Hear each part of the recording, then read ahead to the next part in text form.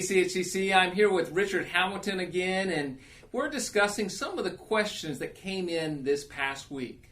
One of the questions that came in was, why does the God of the Old Testament seem different than the God of the New Testament? And so, Richard, what do you think?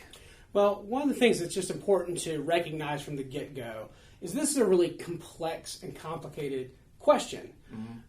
A lot of times we have this idea that the Bible presents this completely uniform, one-tone kind of presentation of who God is. But God's a complex being with a lot of different personality and character that comes out in different ways at different times. So the Old Testament doesn't have a uniform presentation of who God is. Neither does the New Testament.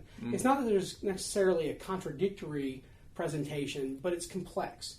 One of the things I like to point out a lot of times is that the Old Testament does portray some issues, some questionable things about God that we kind of have to wrestle with, and it's okay to kind of wrestle with those. But there's also characteristics of God, like God being patient, long-suffering, that are really heavily emphasized in the Old Testament, but often overlooked when we think about what God's like in the Old Testament. On the flip side of that, Jesus sometimes gets angry and is pretty stern with people.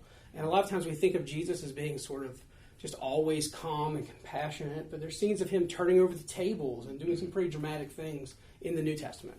So, for instance, when I think about the book of Exodus, where we see God really caring for his people and he delivers them out of slavery, we see that loving side. So often when we think of God, we think of the angry God, but in reality, there's actually a tender, loving God that we see there in the Old Testament. Yeah, God cares about those who are poor, who are mistreated, who are far from God. God sends his people to care for those in need and puts in provisions for taking care of those who can't care for themselves. And there's a lot of loving, kind portrayals of God in the Old Testament.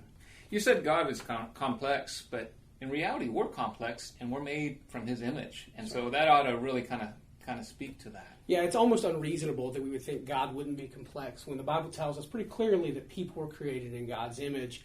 And we're complex beings, so God should be complex as well.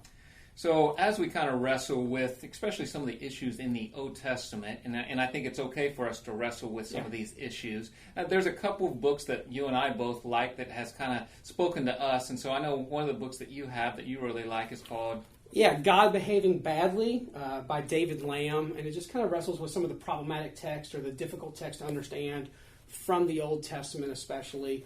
But then comparing that to the New Testament, how Jesus and God is presented in the New Testament. Another book that I like is called Is God a Moral Monster?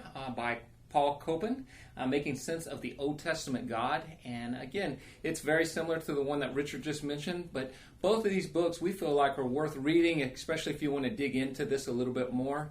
If you have any other questions, we'd love to hear from you. We are just digging in and trying to answer some of the questions that you have about the Bible. We'll see you next week.